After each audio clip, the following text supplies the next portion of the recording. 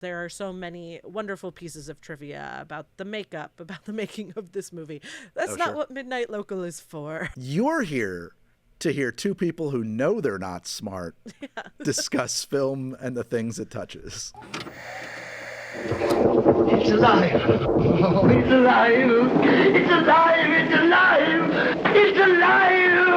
Oh, in the name of God. Now I know what it feels like to be God. This is Midnight Local with Greg and Meredith, and I'm sick as a dog. You're just getting your sexy horror voice ready. I was wondering if people are going to prefer Greg's sick voice or not. It's like the episode of Friends when Phoebe keeps trying to get herself sick again because she thinks her voice sounds better. I have a brutal sore throat, but at the moment it's assuaged. Yeah, you could have like a sexy sick voice where you're just like, hey, what's going on? I'm not feeling great. But you could also have, the, hey guys, I'm really stuffed up and I don't know if I want to be here right now kind of sick voice. Meredith, we're talking about, everybody out there knows that Greg loves pre-code cinema and that basically I feel like there are there are three great things that happened in American cinema. The pre-code years from 1930 to 1934, noir, which happened at the tail end of and during and after World War II, and New Hollywood, which starts in 1968 and goes up until, I don't know, Marvel.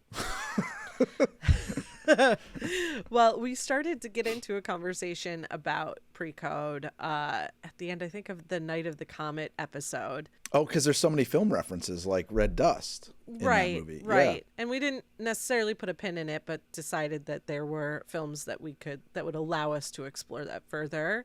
And Right. since we're in spooky season already, we thought Frankenstein could be a good one to start because there's censored scenes. There's just a lot to talk about here. And the follow-up Bride of Frankenstein comes post-code. And Yes. after watching both of them, I'd never seen Bride of Frankenstein. There's just such a difference. And Oh, yeah. yeah, you see it. It's right there on the screen for you. Yeah.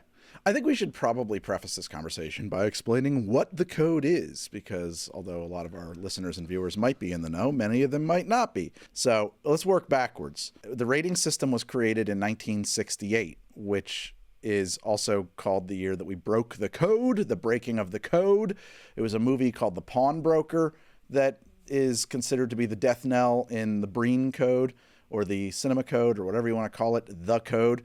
And from 1934 to 1968, an entire generation, or 1935 to 1968, basically had to be raised on G-rated movies. I don't know why I always want to start from forward to backwards. So let me start from 1930s on, or up until, let me put it this way, up until 1934, or end of 1934, 1935, American cinema was uncensored, okay? You could do anything that an exhibitor would let you get away with. So go, yeah, please. Yeah, I found something interesting when I was looking into this too. It was more state by state. It Yeah. was generally uncensored, but you found different prints, which, oh my gosh, my producer brain went haywire of what it must have been like to be like, well, in the Kansas cut, we had to take out scenes 4, 8, and 12. And then in Yep. the Oklahoma cut, we could leave 4, but still had to take out 8 and 12. Awful. But this was true of theater as well. When Yep. productions would travel, they would have to change things about them state by state. Because censorship was state by state, there were outlets, there were publications, stuff like that were like, hey, we'll watch the movie for your state censorship board and put our seal of approval on it so that you can run this movie. And then at the very least, you've got cover, hey, I thought that was objectionable what I saw there. My kids saw that movie. Well, I'm sorry, says the Kansas censorship board. The Films and Review said it was okay. It's our bad. We'll take it out now. That kind of a thing. Plausible deniability. Yeah, that's the word I'm looking for. Plausible deniability. Didn't really work. And to some extent, the studios wanted something like the code, because of exactly what you're talking about, the difficulty of having to create different cuts for all of these places. Kansas comes up all the time. They must have been really intense in Kansas. It does come up all the time. Which, Yeah. I mean, that tracks. Missouri as well was like another like highly censored thing.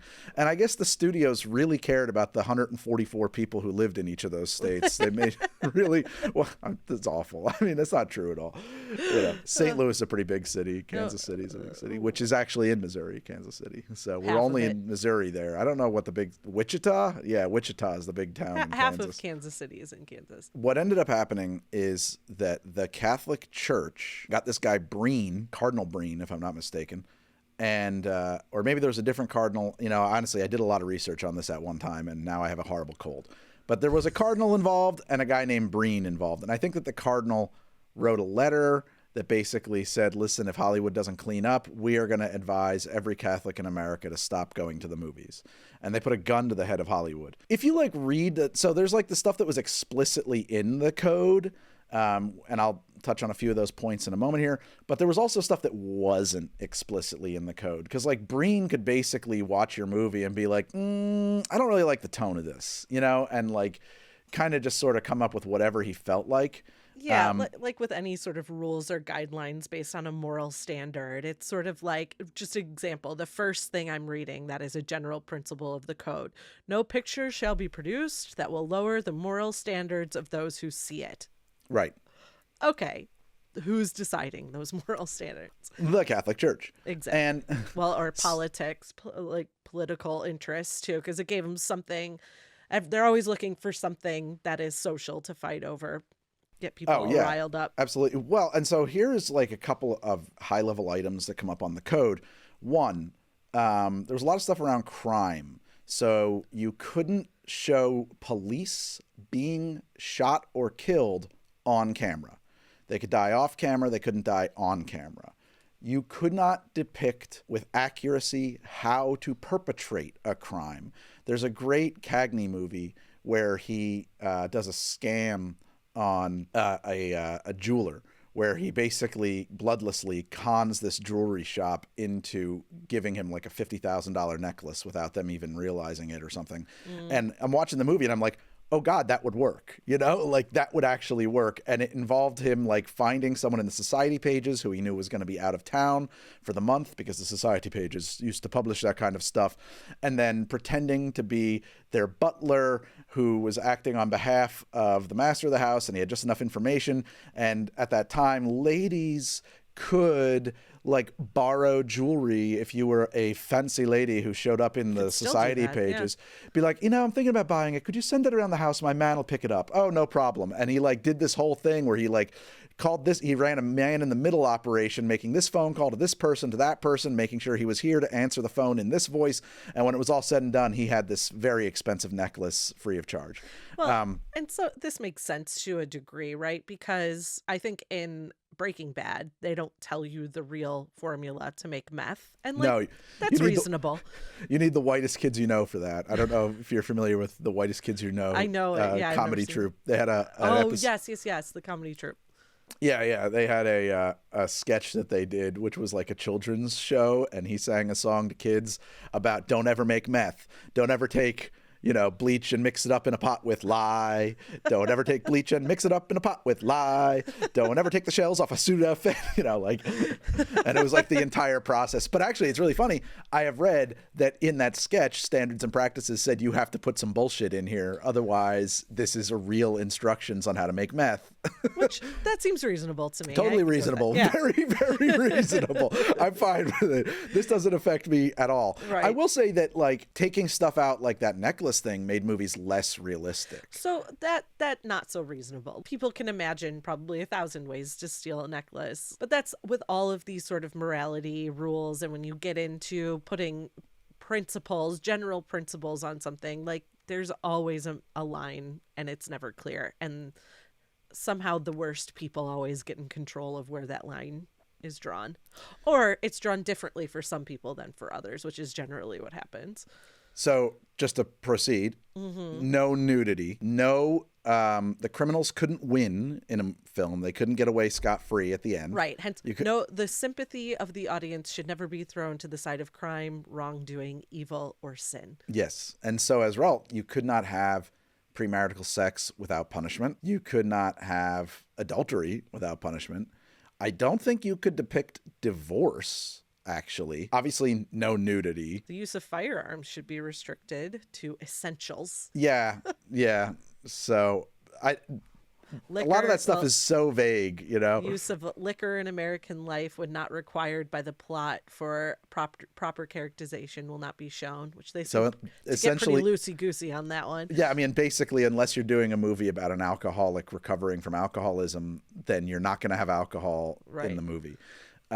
Sanctity of the institution of marriage and the home shall be upheld. Exactly. Adultery. And certainly no overt references to homosexuality or transsexuality. Yeah. Both of which you won't find it in every single one of your pre-code movies, but you will find it in your pre-code movies, both in code and overt.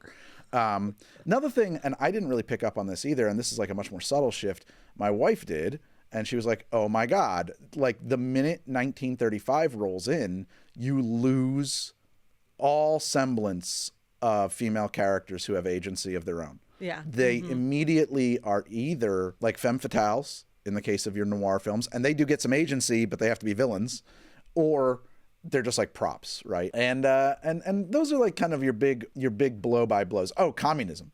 You couldn't depict communism in a positive light for sure once 1934 rolls around. 35, I should say. To just give a little bit of lip service to the idea of the Red Scare, they weren't wrong. Like Hollywood up till 1935 was definitely pushing, not exclusively, but a lot of a leftist or communist agenda. The thing is that that's legal. You're allowed to have political opinions. To that end, I think that there's a difference between, hey, I have leftist sensibilities, and hey, I'm a actual Soviet agent. I think it's a little bit lost on people who aren't up on their, history of the quote of the international movements up until Lenin, I think, or was it Stalin? I forget who was the guy. I think it was Lenin who came up with, hey, we're going to do communism in one country, because like the concept, like the goal is like, it only works if it's everywhere on earth. And so there was a time frame when, like, if you were a communist, you might be a Soviet agent. Like that was, it wouldn't be out of the question for that to be the case. That said, Red Scare ruined people's lives and careers and was obviously very bad, and also happened more than once. There was a blacklist that came out in 1934. And then, of course, under the HUAC, later in the 50s, you got like your second Red Scare, and maybe even third Red Scare. I don't know. It was all the time. It often feels with things like this that they are dangling moral carrots in front of people to keep them swatting at those and occupied by those, because they're trying to control something much broader. One of the main things that I think that the code got you was a lot of Westerns. When you look at the stuff that easily fits into the code, it's Westerns. Yeah, but also Westerns aren't like true to what was happening in the place that they're depicting at all. It's a fantasy. Yeah, so they created a fantasy genre that fit their code. And I think that there was a whole generation of American men who were raised basically on Westerns, which was a made-up fantasy that was designed to fit within the confines of the code. Oh, my grandfather, he spent the end of his life watching Westerns. He loved them so much. They were his childhood. They were so nostalgic for him that he could watch them. He had box sets of them. He could watch them over and over and over again. The studios were genres onto themselves. Right. So you had small studios, like Universal was actually a pretty small studio, if I'm not mistaken. Paramount, MGM, Warner Brothers. Which makes sense, because they were hiring actors for groups of movies. So they were hiring people as they owned them. Teams, right. And so you're not going to switch in and out of genre. Maybe you'll try once or twice, but you're going to hire the horror guy and do a bunch of horror movies. Yeah, I mean, that's right. If you had these people on contract in your stable, that's what you were making. When I say I love pre-code movies, I generally speaking mean I love Warner Brothers pre-code movies. That's not to say that there aren't nice things in some of the other ones, but like MGM did what you would say is like big budget spectacles. Paramount did things a lot of times that were really luxurious. That was kind of their vibe, if I'm not mistaken. Warner's did a lot of stuff that was trying to be true to life. The Warner movies, I think, are the most interesting because a lot of it was ripped from the headlines. A lot of it was like dramatizations of like, oh, wow, this is almost a real character. Let's turn them into a fictional character. You know, like Scarface is based a lot on the antics of and also, I guess, Public Enemy on like guys like Al Capone, and Universal, who did like adventure movies and horror films primarily. And now I think we're ready to talk about the Frankensteins. What'd you think? I loved it. I loved the 1931 Frankenstein. I think it's wonderful. Boring. You think it's so... Well, I have a theory of why you might think it's so boring. Why do you think I think it's boring? There's no score. It is missing music in large part, but that's not what it is. Honestly, yeah, but like whenever you have to watch a cut for How to Drink or something, like you always want music on it. It is a big pace driver for you. Like you don't like to watch something without music. So when I was watching this movie and realizing it didn't have a score, I was like, I wonder if that has a part of. But I edit without music. Music's the last thing I do. I make sure. Yeah, but you're not trying to enjoy a piece while you're editing it. That's a whole different mode. I like a lot of movies that don't have music. I'm going to accept that we cannot see ourselves as we truly are because we are the observer observing. Okay. The observed observing. I don't trust my perceptions. I don't think anybody should. I don't believe I know anything about myself, or especially as an epileptic. I question everything I see, hear, feel, and know. I think it's all suspect. So why do you, what's boring? It's also only 70 minutes. So if you spend any time with the Warner Brothers films, the pace of dialogue, the deliveries, the performance of those pre-code movies is so fast, so sharp, so witty. The performances of the actors are so alive because they're not doing theater. And actually, there's a great quote from Scorsese, who was screening, I think, Public Enemy, which is the first movie that Cagney is the lead in. And he remarked, like, and that is the birth of film acting right there. When Cagney delivers his first lines. A lot of people, you hear that now through modern ears and you think, this is absurd. Why do they talk so fast? Why do they use so many expressions? Why is it so like heightened? But that's how it was. Cagney took that from his youth on the Upper East Side and brought it into movies, and it slowly propagated. He's also famous for the quote, acting is planting your feet, looking the other guy in the eye and telling the truth. That's his commentary on acting. I mean, this is an adaptation of theater more than it's an adaptation of the book, and you Completely definitely feel that. I guess like that's okay for me. I don't know. I grew up a theater kid. I've done like 8 productions of Our Town, so I can handle boring. Yeah. Ugh, Our Town. But yeah, I've directed a production of Our Town. I've been in one. I'm sure your direction was very good. I don't know. I'm sure I you breathed new life into Our Town. My high school direction of Our Town was probably inspired. But that's crazy. They let you direct in high school. In our drama programs, we didn't have student directing. I guess that's it, though, is that like if you watch Gold Diggers of 33, the performances are so much more alive than they are. And we will 100% have to cover that movie because it's the one you always come back to when we start to discuss pre-code. I like it because a lot of people ask, what's a great place to start? What should be my first cocktail? And I always tell people, make yourself a really good whiskey sour. Because if you've never had a really good whiskey sour, it's going to blow your mind. And it's pretty easy to make. And I think it'll change your perception of cocktails. Same thing with like pre-code movies. I always say, watch Gold Diggers of 33 because it's so much fucking fun. And you're going to see stuff that I think you won't find in other movies. It'll change your perception of what people were like in the 30s and what they were thinking about and what they were talking about. I think it's a really good entry point for that kind of stuff. And there's great transfers of it too. A lot of these movies, a lot of kids these days think that old movies look bad, but the reality is they looked bad because there were terrible transfers of them. Film looks phenomenal. Even if all of that is true, I still don't think I would find this one boring though, because you like, the sets are like beautiful and interesting and very pulling from obviously Dr. Caligari and German expressionism. And thank you for catching that, because it's overt. Yeah, I mean, it's purposeful.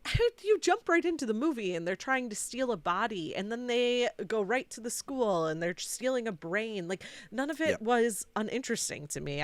I still am struggling to see how it's boring. I see some of the acting, like there's a scene where they're sitting around the table talking about like, where is Henry? Which Henry instead of Victor, because I guess Victor was too harsh of a name for the audiences. Really, I don't know why they changed it. And I want to know, did they change that? Is that changed in the play or the book? So you brought it up too. This does not resemble the book really at all.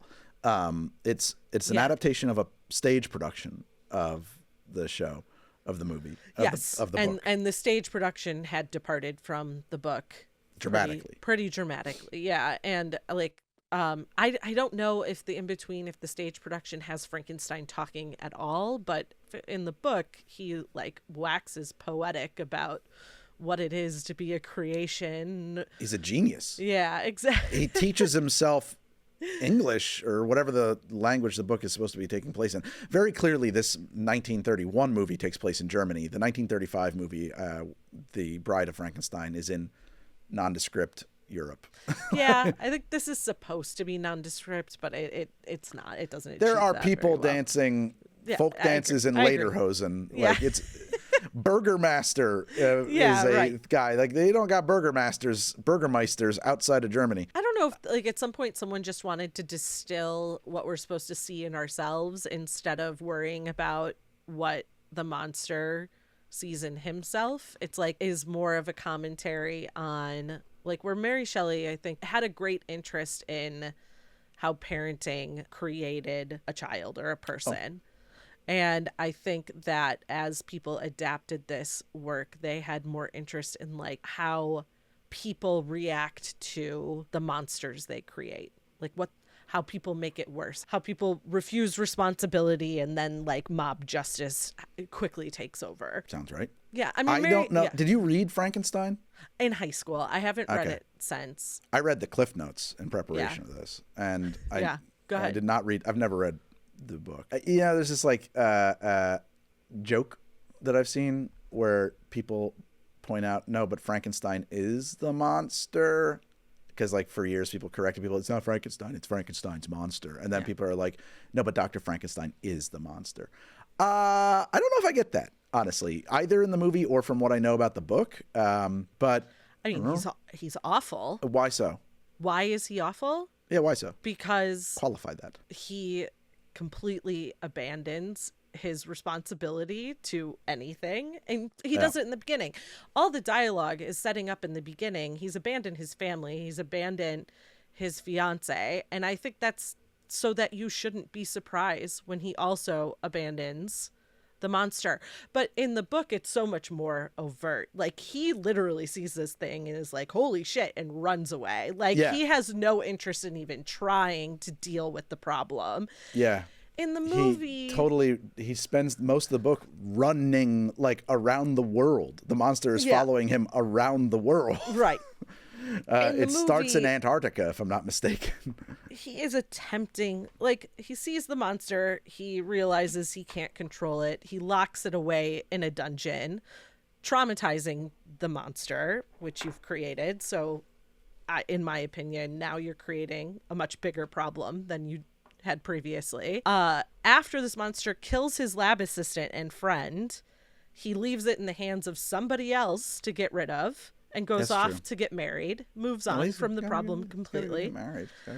Gotta go get married. Meanwhile, like, it's taking way too long for this guy. He hasn't heard from him forever. Does he check in? Does he wonder if it was successful? Does he worry about it at all? Absolutely not. Even his fiance is telling him, I feel like something's gone wrong.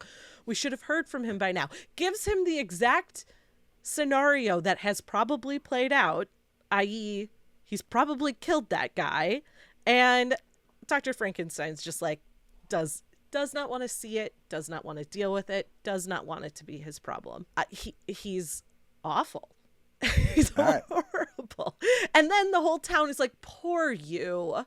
poor you. You created this thing, and now it's turned against you. Poor baby. He's Society Pages type guy, So yeah, he's a fancy boy. So we lavish those fancy boys with their with praise and with understanding. I hate him. Okay, fair. He's the best actor in the movie, so it's hard for me to hate him. With the exception, of course, of who plays Frankenstein in this? I'm so stupid. Boris Karloff. Karloff. Boris Karloff. Boris Karloff. Yeah. Boris Karloff and Friedrich Marsch are the best actors in this movie by far. Everybody else is like a stump of wood to me. And the guy who plays the burgomaster, no, not the burgomaster, but his dad, just seems confused in every scene he's in. He's just like stumbling around like, they didn't give me any dialogue, so I'm here. I also think like I get a pretty great performance from and we're jumping ahead in the plot here, but from the girl's father as he's walking through town. Oh, yeah. That, to me, is the moment that makes this movie. I think that being an audience member watching in the 1930s, that would have made me squirm in my seat. It made me squirm now. Yeah. I'm shocked that is the scene that isn't the scene that was censored. Yeah. And I don't know if we want to go. I mean, people know the story, about that girl, though. I mean, she drowned in, 8 inches of water? I know. I agree. And that's why... Just, throws her in, she dies. So to walk back a little bit, Dr. Frankenstein creates his monster, kills the lab assistant, leaves this other doctor or scientist to get rid of him, and then the monster kills that scientist and is free roaming the countryside for, I don't know, hours, days. We don't really know. And he happens upon a little girl who has just been left by her father. He says, "Oh, you go do your thing. I'm going into town," or whatever he's doing. And Frankenstein happens upon her. You expect her to be terrified of the monster. She's not. She leads him to the water where she is like throwing flowers in and making them float. They have kind of a very sweet exchange where she's sort of showing him how to do this. He is confused.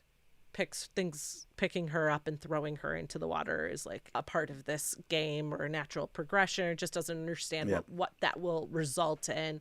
And you see her flail for a second and then later reveal that she's drowned. The censors cut off that scene at them playing with the flowers. Because when he picks her up, she does scream, "You're hurting me, stop." Like, it's upsetting in that sense, how quickly it turns. But then later on in the movie, or a couple scenes later, the father is carrying his lifeless daughter through the street, which is so much more horrific than watching her flail around in water that she can very clearly stand in. So, yeah, I would say the cut you saw had her being thrown into the water, right? Yeah, I saw original. Well, and most now, they've restored, as of like the 1980s, I think they've restored the original cut in most places. Yeah, there's definitely a few scenes that we know are lost forever that cannot be recovered. Besides the ones that are lost forever, which the 1930s is a treasure trove of scenes that have been, film that has been lost forever, because film is very easy to destroy, and it's gone. It's gone. By modern sensibilities, this movie will have a hard time qualifying, I think, as a horror movie. It's not going to scare you. No. It might upset you a little. Which is where I think I'm not going to say this movie lasts. Like, people aren't sitting down and watching it every Halloween. Like, this is our favorite movie to watch as a family. But I think it's a must watch for anyone who loves horror. Looking at the code and looking at the scene they cut, I wonder if part of the reason it was cut, because you're right, you're thinking of today's sensibilities, what would make you most like uneasy, and it's probably like this man walking his limp, lifeless daughter through the street. But at the time, did they feel that moment of confusion where he throws her in and then freaks out and sort of like runs away, maybe looking for help, maybe sad he's done something bad, is that make the audience sympathize with the criminal, and is that why the scene is cut?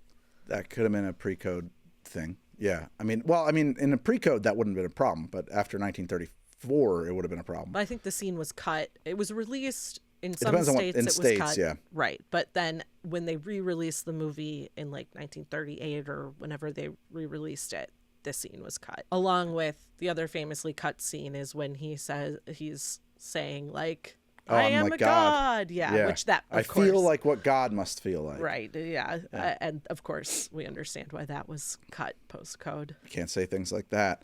I think that if there's, a villain in this movie, and you talked about it, his lab assistant and friend died. I don't think that guy was his friend. I think that guy was a criminal that he hired to do unsavory things on his behalf. But also, that guy was the villain. He certainly had it coming. Based on what we see in the movie, we have every reason to expect that the reason this all goes wrong is because of that guy. The reason that the creature, the monster, does not come out the way as it's expected is because we get the wrong brain right away. And the reason the one who's tormenting him, the one who's doing all the tormenting is the lab assistant, who's Fritz. It's not Igor. I don't know where Igor comes from, but that's Fritz. Right. He later becomes Igor, but for now he's Fritz.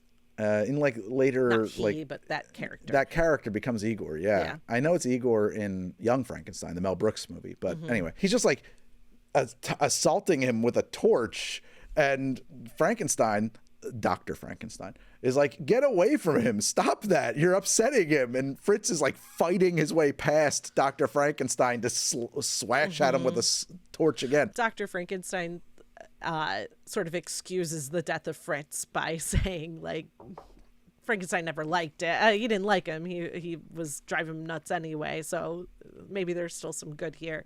And the other thing, too, is we get that he's a coward. He's not just a criminal, but he's, like, bad at his job of being a criminal. Like, go get this body. And he's like, no, I can't do it. I can't be brought to. I'm too afraid. And he's like, here's some more money. He's like, okay, I could do it for you.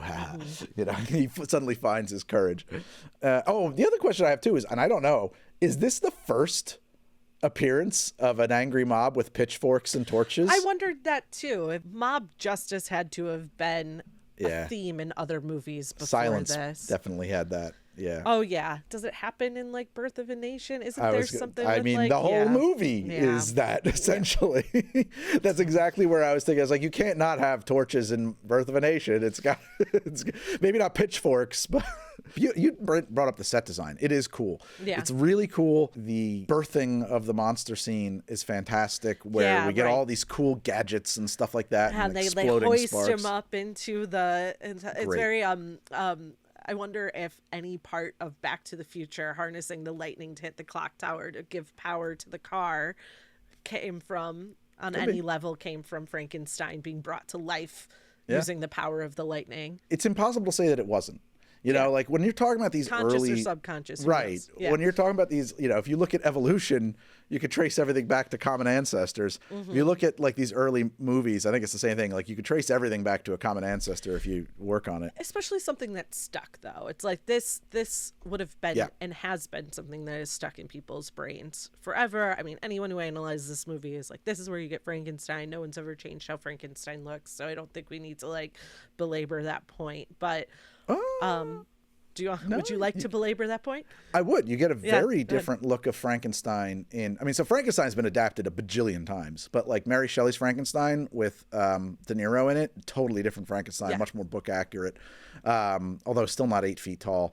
I like that in the book, the Frankenstein monster is at least 8 feet tall, but because like I can't work real tiny. Like it's hard to make little things, I just made them bigger. I mean, the footage is lost, so we'll never know except for the poster depiction. But the Bela Lugosi, when he was cast as Frankenstein, briefly they did a screen test on Dracula with him, and there's like a famous film poster where he is like 8 feet tall. He's huge. Okay. And people question why, but I think it's because they tested Lugosi for this role. Huh? Oh yeah, they have, and I guess like the poster is the only thing that exists, and there's only one known. I'm sure you can find pictures online, but there's only one known version of it, and it's thought to be or is possibly the most valuable movie poster of all time. I think they estimated it like 600,000 or something like that. Sure. But it's in a private collection currently. Yeah. And so we get Karloff. You put that in my brain, you bastard. Sorry. It's okay.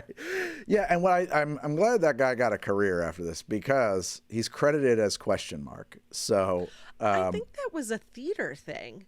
If there was like a monster that was in full, you don't ever see the playbill would have just put them as actor, right, to sort of bring you into the fantasy of this non-human creature. Karloff is a great actor, by the way. 5-star final.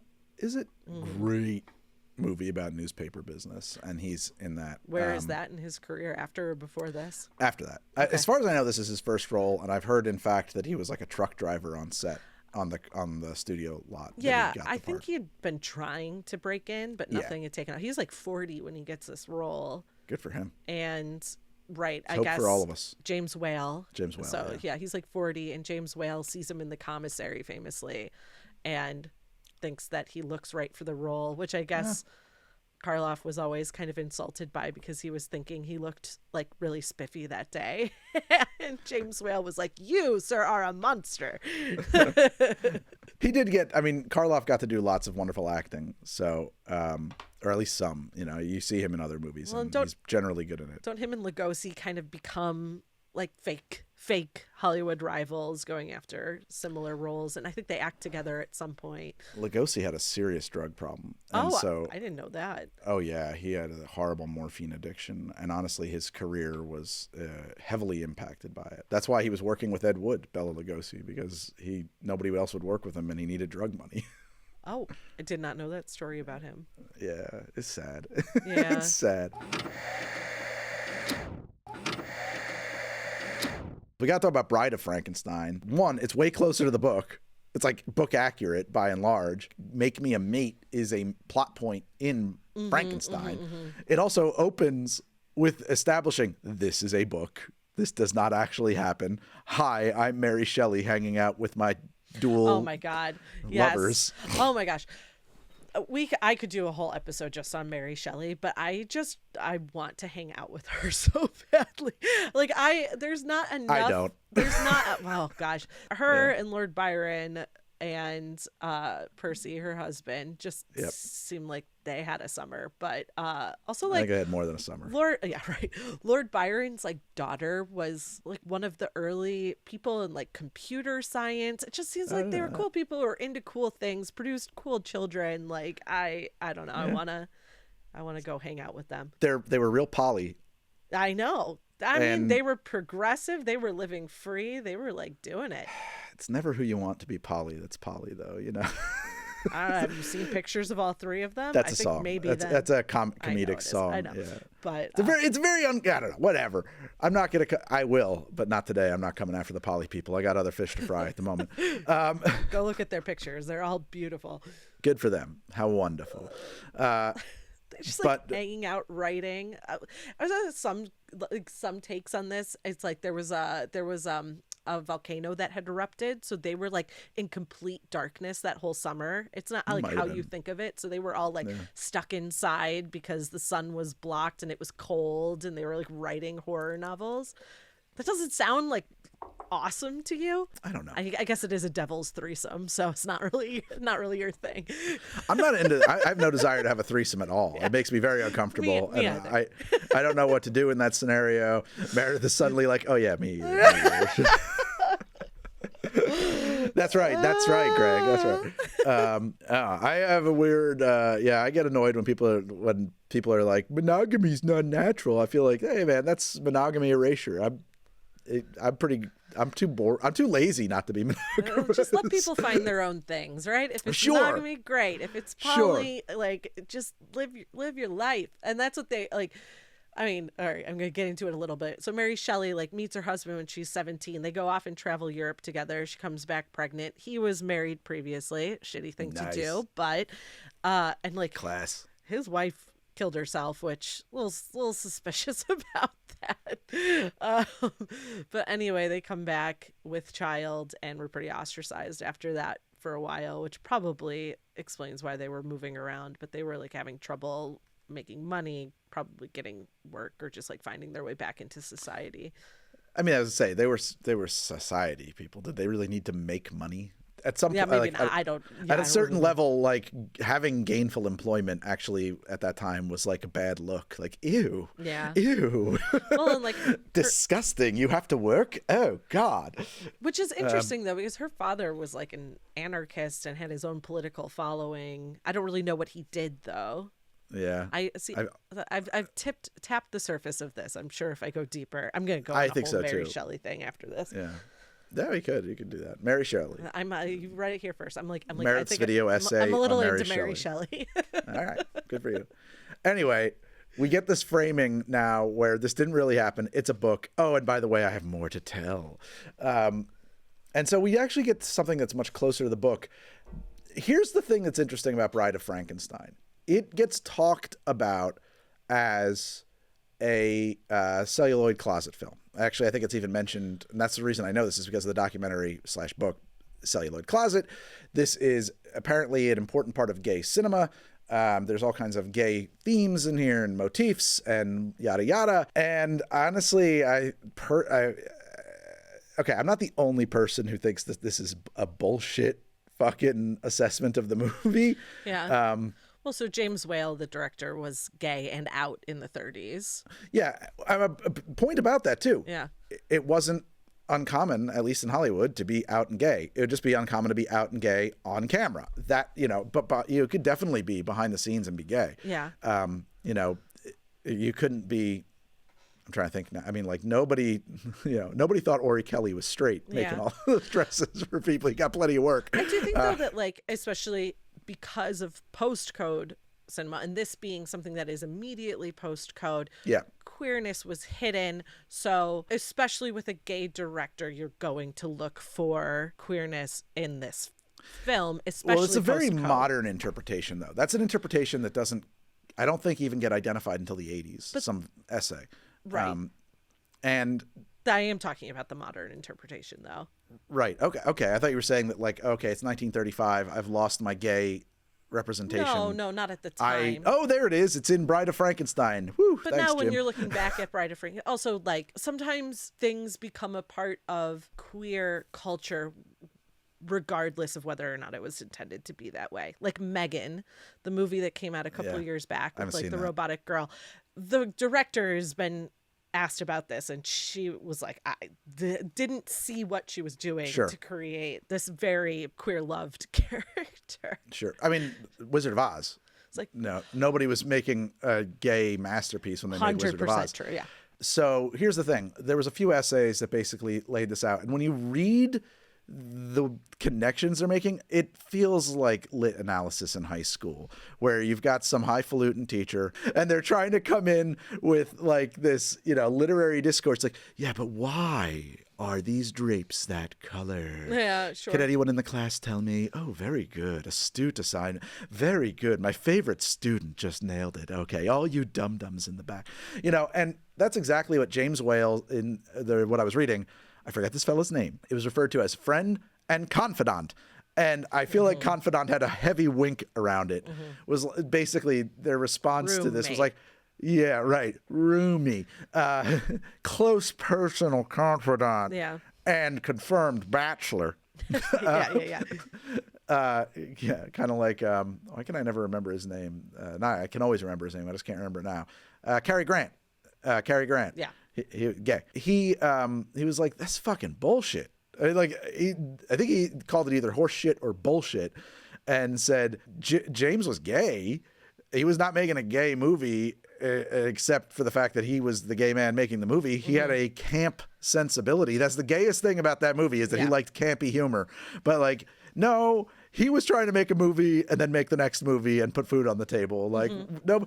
He also went further to say, and I believe this too, is that, like, nobody who's good at this sits down and says, I'm going to make a gay allegory. Yeah. How do I make this art? And then works backwards. Like, no, like, you're just writing and doing what you think is cool. Right. And maybe that comes out in the wash, but, like, that's not how you make good stuff. It's the reasoning that certain people, a certain analysis is put behind it. Like, I've read that some people say that it's gay cinema because the second Dr. Door says he can't have kids. That door is closed to me. Oh, sure. There's that. But also I read even a worse take was that, like, he's trying to take Dr. Frankenstein away from his wife and family and have him work with him over here. He's trying to pull him away. You don't need to be with them. I was like, I don't think his intention there was so you'll fall in love with me. Right. I don't think that was there.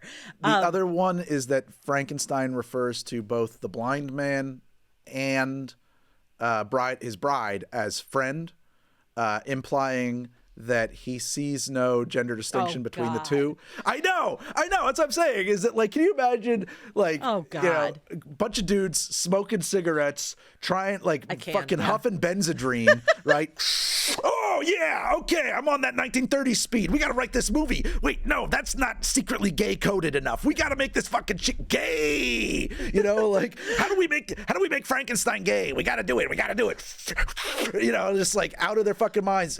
You know. In this room. And I think good horror should keep themes broad enough so that people do see themselves in it. And if you see gay themes in it, it's probably because you're gay. At least a little bit gay. Yeah. And that is what good horror does. Is it like and I think that's opens up fine. This way to see yourself that is not like, and now I'm going to tell you who you are directly. I have no problem with approaching your literary criticism or whatever, media criticism from a standpoint of this is what I see in it. Right. I get annoyed when people are saying like, this is what James Whale was doing here. Right. And I also like, as a quick aside, we're in the era of discourse. And actually we're like, with Tumblr, there was apparently a whole world of discourse. And we have a whole bunch of discourse on YouTube, right? And we have people who are now in the creative fields who, to some extent, grew up in the era of discourse. And I think that the reason there are so much fucking shit out there that I fucking hate is because they are approaching their content, their movies, their TV shows, discourse first. They're doing exactly what James Whale's close personal friend and confidant said, nobody works that way. Yeah. You make garbage if you work like that.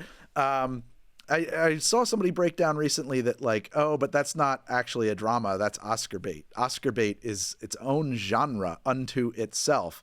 And I never thought about it. Now I realize that's accurate. And that's why these movies suck. That's why I can't get into do you like York Thamos, that director? He always works now with Emma Stone. They just did that movie. Oh, Poor Things, which is Poor Things? I've heard. I never saw it, so I can't say because I haven't seen it. Okay. I've actually heard Poor Things be compared to Frankenstein. Like she is Frankenstein. Yeah, she's a Frankenstein character. Yeah. Absolutely. She's made from parts. Right. And reanimated. So yeah. I have been avoiding that movie, and I think it's probably for the reasons that you're saying about movies right now. I feel like it has a point that it really, really, really wants me to get. And those movies usually leave me wanting to punch a hole in the wall. Do you know why? Tell me why. I'm going to tell you why. Okay, tell me why. Because people who think they're smart aren't. Usually, yeah. To make that movie, you got to think you're so smart. Mm-hmm. And you got to think you're, to make a movie from that angle, from I got something to say, and I'm going to use this movie to say it in a way that's a little, I got this. I'm going to put this together. I'm going to make my gay Frankenstein. I'm going to make the Bride of Frankenstein gay. To actually make a movie that way, you got to have some really big ideas about how smart you are, and you're not. You're an idiot. If you think you're that smart, the degree to which you think you are that smart, you are stupider. Yeah. You're that much more below average.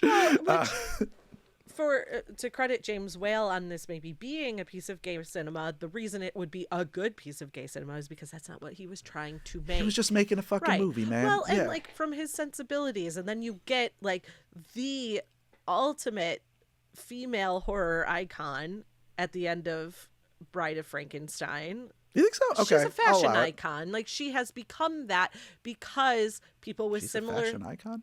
Like you see that hair, and like Elvira looks like her. Like she like the Munsters or Addams. Well, certainly Family. the Munsters is referencing her. Yeah. Yeah, it's not the same exact thing over and over again, but she is the horror female icon. Yes, I will agree with that. And camp icon. You think? Okay. Yeah. Yeah. I think that gays did that. I guess is what I'm trying to say. Like you get a lot of gay people the gays, working in then Hollywood. You get the girls, then you get everyone else, according to sure. Samantha Jones in Sex and the City. Okay. Sorry, there was a lot of. I'm in a different part of my language brain right now. No, that's okay. I usually that's fine. use with you. That's fine by me. I think that, so yeah, I mean, there's obviously a lot of gay hands touching that movie, as there were all movies. So yeah. So while I don't think he was like pushing that the doctor is secretly gay and trying to get Frankenstein to step away, I do think that, man, this is something the gays love. sure, I just don't like the idea that people are making their movies backwards. Yeah, sure. You know, I've got my subtext figured out. Now I'll write a movie on top of it. Right. There's, I mean, to be perfectly honest, if you, the writer, are aware of it, it's not subtext. That's theme. That's theme. You have to decode your subtext after you've written it. Otherwise, it's not subtext. Quentin Tarantino talked about being at the Sundance Institute, and someone, you know, he's like, "You've written your script. Have you done your subtext work?" And he was talking about doing this on Reservoir Dogs, his, like, you know, his first movie. And he said, "No, what's my subtext work?" You know, he's still like learning. He's at the Sundance Institute to learn how to screenwrite. And they're like, "Well, that's where you have to go back and you got to break it down and figure out what you were really trying to say that you didn't know you were trying to say." And he said, "Well, I went and did that. I broke it all down and I found out, oh, this movie's actually about the relationship between a father and son, Reservoir Dogs, and that in this scene, this is what's coming forward, and I didn't know that," and everything like that. And I looked at what I had done, and I decided in that moment that I would never, ever do this again, because now I had this stupid stuff in my head cluttering up everything. I just wanted to make a cool movie. It should just be a cool movie that's fun to watch. If you're aware of that subtext as you're making it, you're going to trip over it. And if you think you're smart enough not to, you are not. That is the fallacy. It's a Dunning-Kruger thing. You're not that smart. You're not smarter than Quentin Tarantino. Well, it also, like, it takes away the ability and joy from your audience to see themselves in something, to see things differently, to discuss afterwards, what was this character to you? Like, you could very easily in Frankenstein tell me to hate Henry Frankenstein. You didn't get the same thing because it didn't hit your sensibilities the same way. The movie never tells me directly to dislike him. He doesn't slap his wife. He doesn't do something nasty, but it's there if I want to go in and get it. If they give it to me, probably not as interesting. Certainly not as interesting for you. It doesn't reward you for engaging with the media. And it doesn't allow me to ascribe sort of my own feelings, life experience, whatever is bringing me to that conclusion. Abandonment issues. No, I'm kidding. That's true. I guess you do have some of those. And for those who don't know, Meredith was actually abandoned on the side of a highway and was raised in a convent to be an assassin. Yeah. So she's a Catholic assassin. Unfortunately, there are simply no possessed Nazis around for her to kill anymore. They've all aged out of being alive. All. Yeah, she got them all. So now she just talks about movies. The character that we get in this movie that makes it in Bride, that makes it so hard for me to watch, and it shouldn't, because on one level, like, I should kind of love this character. I also kind of can't stand her, is the Cockney housekeeper. So first off, she's nasty. She is a very unpleasant character who's just like, I can't wait to see his fucking bones.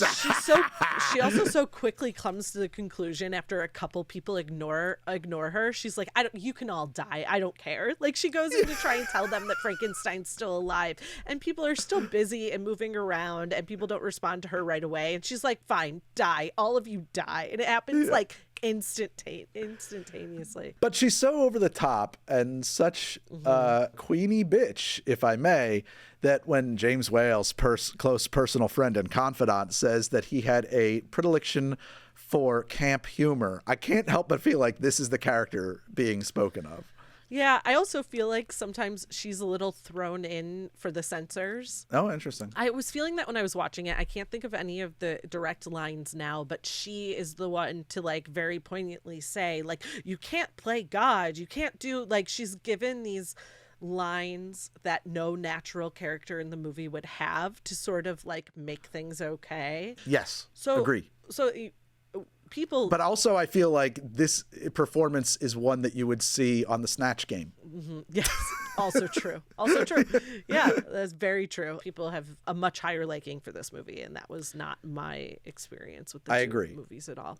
I'm 100% with you.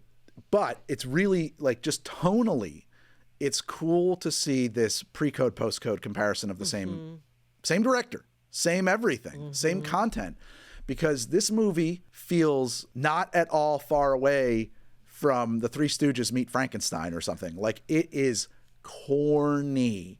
This movie feels like it was meant to be a matinee that kids were going to watch. Whereas, you said it yourself, Frankenstein feels like it's referencing Dr. Caligari, which was, if you're a film student asshole snob, you'll know it's the first horror movie, but it was not called a horror movie. It was literally labeled on its posters, Dr. Caligari, a political allegory. And so it feels much more like a serious piece of cinema, or it's like trying to be, whereas this is like pap. It's just, haha, we're having fun now. And my favorite part of the movie is where he finds the blind man who treats him well, and you actually get an answer to, can Frankenstein be civilized? And you get an answer to, is it society that made him this way, or is he inherently bad? And I was actually kind of surprised to see that going into this, knowing it's postcode, because it does give you a lot of sympathy for the criminal. But they've created a new bad guy. They've created a new Pretorius. Yeah, they've created a new criminal to allow, who is without redemption. Right, him to be more blurry. Also, the little people in the jars. Sorry, I'm totally skipping around. Great here. effect. Phenomenal. How? If I had to guess, it's probably forced perspective. And you're okay. So here's probably how that was done. You had an actor in front of the camera. So you have your lens, and then you have a mirror in front of the lens. Okay. And it's the lens, the camera is pointing at the lens, and the camera is pointing at the mirror, and it's actually seeing something that's over here, right? 90 degrees from the camera, but your actor's on the other side of that mirror. And so you look at, okay, there's our shot. There's the model that I built of this jar. Okay. I just go behind that mirror and I scratch off the silver that's the inside of that jar, like where it lines up. And then I have the actor stand way over there until they're the right size to fit into the piece of mirror that I scratched off. I hear you. And that's how you do it. Pretorius picks one up and moves it while it's moving. Yeah, that's true. I forgot about that. That's a great effect. I don't know how they did that in 1935 off the top of my head either. They do it. I forgot about that. That's great. Sorry. It's incredible. I just mansplained like real basic math effects, and you're like, yeah, but Greg, you're an idiot. See, I thought I was smart. I made the first mistake, but I'm an idiot. So the blind guy, that is from the book. That is from Frankenstein. So that's what I'm saying, is that like this is closer to the book. The plot of Frankenstein largely does turn on Frankenstein the monster chasing Dr. Frankenstein around and begging him, please make me a mate. Nobody is going to love me. I'm really ugly, and I need you to make somebody for me to love, which is, of course, how do you know he's going to love you? Oh, that's actually what we get in the movie. Look at my face. She's not going to love this. Turns out that's not good. And also the scene with the blind man where they become friends. That's from the book. Learning to speak is in the book, although he learns to speak mostly from Pretorius here. Another piece of the gay agenda in this movie, by the way, is the fact that we see this beautiful homosexual relationship between a monster and a blind guy interrupted by two heteronormative hunters who see it and have to shoot at it. I mean, when I say that, I'm like, oh, that actually sounds pretty good, but yeah, sure, that sounds smart. Sounds. I buy that, but I don't. I don't buy that. You can see that, but you can choose to see that. Yeah, that scene broke my heart. That whole sequence broke my heart. They both found their friends. It's they're drinking wine and coffee, and he's eating, smoking cigars. He loves that cigar. Yeah, he loves it. Oh, good. Smoke good. You, R.J. Reynolds, smoke. I guess like right into the audience. Smoke good smoke. Tobacco, buy it. Frankenstein. Yeah. On with the movie now. No more product placement. Smoke. I don't think it was. No. It felt like that a little bit. Yeah, he says 44 words in this movie. Smoke probably being many. Well, not only 44. He has 44 pieces of vocabulary he used. Right. He says times. much less than 44 separate words. No, yeah, I think that's 44 words.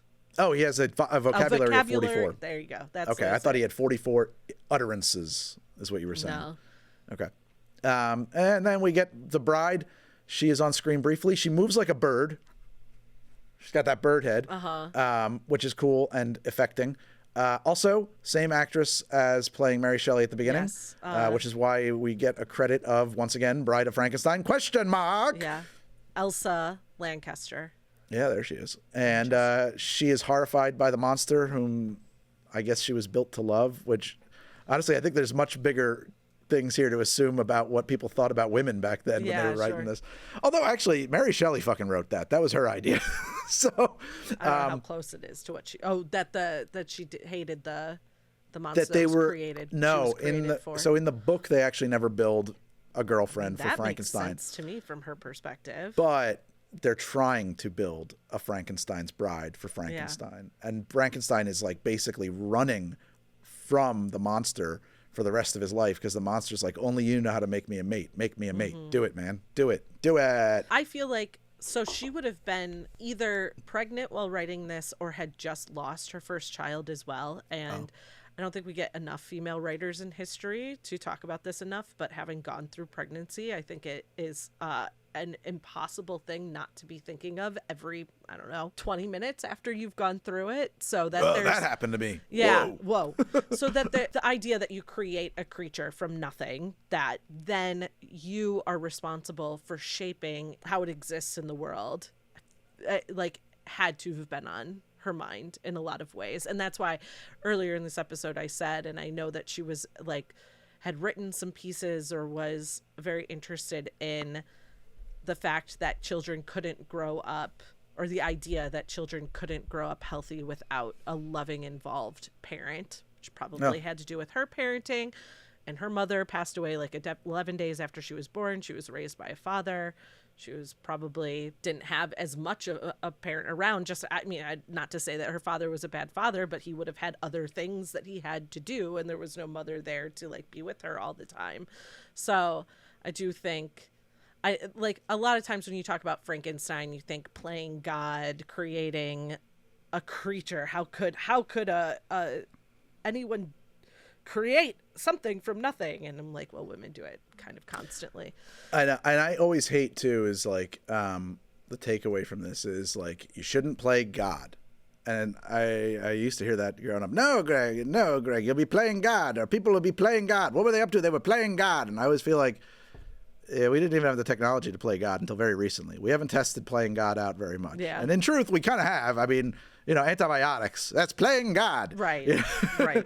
God wanted you to die. Yeah. Agreed. It's a simplistic interpretation. Yes. It's funny that you brought up that she was pro-love. And I say that because I didn't know where you were going with her thoughts on childhood, but I do know that at the time there were some wildly different ideas about at the time, you're oh God, you're getting into school reform and new ideas and bohemian ideas about schooling and education. And she's even way before that, right? But my point is there was a time frame where for a hot minute there was a group of people who thought loving your children is bad. Mm-hmm. Showing them emotions or love will destroy them, and actually it'll give them tuberculosis. And so there was an unintended experiment where a group of parents simply did not touch their children. Those kids did not do well. In fact, I think a lot of them died. Yeah. And then the idea that does nurture versus nature, is that a thing? I don't know. Let's find out. There was all these weird child raising cults kind of propping up. Well, and if there's anything I like more about Bride of Frankenstein over Frankenstein, it's that you do give that question a little bit of airtime with the blind man teaching him, and you confirm that it's us who creates this monster, not the monster himself. Obligatory. Perhaps we were the monsters all along. Mm-hmm. I could go on and on about this for hours. There are so many wonderful pieces of trivia about the makeup, about the making of this movie. That's not what Midnight Local is for. You're here to hear two people who know they're not smart discuss film and the things it touches. I love the code conversation. I love seeing how that affected the movies. And like, we didn't even talk about, and I think with other code movies, we can get into like how that affected the mindset of society after that point. Yeah, I think that, and I think that there's two kind of like, it gets ramped up. I think you've got code up until World War II, and then you've got World War II up until like the breaking of the code in 1968. And it's like our level of propaganda went from fairly balanced, you can find arguments in both directions in media, and then all of a sudden the code is like, no, it's just over here. It's only this kind of propaganda now, baby. And then you get to World War II, and it's like, turn it to 11! And I think that if you raise an entire generation on that, you get a predictable result. Is there anything else that it's gonna like burn your soul if you don't get it into this episode? Yeah, probably, but I don't know. There always is. Yeah, we stopped recording and we're like, oh, I wish I had said that. Oh, I wish I had said that. But like, people go through these movies play by play and pull out all of that stuff. I think we get so hung up on where it leads us into ways of thinking about the world and life and society that, we're not going to always give you every little fact about the movie. That's what IMDb is for. I think we're done. I think this has been Midnight Local with Mare and Greg talking about movies. Please subscribe and like and listen to us wherever you get your podcasts. It's alive. It's alive. Yeah. Right. The very end. If you make it to the end. I like that. I'm sorry. Final thought. Here it is. I like that, like, the whole movie on Bride, he's like, I don't want to do it. I won't make that monster for you. I'm not going to do it. I refuse. And then he basically comes when he does. He's like, oh, yeah, it's alive, baby. How does he convince him? What is it? He holds his fiance hostage. Yeah, he's going to murder the fiance. That's right. Yeah, and he's got the monster babysitting her. I genuinely thought his fiance or wife at this point was going to be turned into the Bride of Frankenstein. That's what I was waiting for. We're going to kill her and bring her back from the dead. That's what I thought was going to happen. Yeah, no, that's not what happens. No, I would have preferred that, I think. Oh, God. I think it's more too dark. It's an interesting story. Can't do that. That goes against the code. That is unnatural. That's unnatural. She's a good Christian woman. All right. Now that's the end of the show. Guys, Bye-bye. Thank you for listening. Please do the things that you do so well on the internet, which is where you continue to listen and you like and subscribe and all that. Please. Goodbye. Good night. Good luck. We love ya.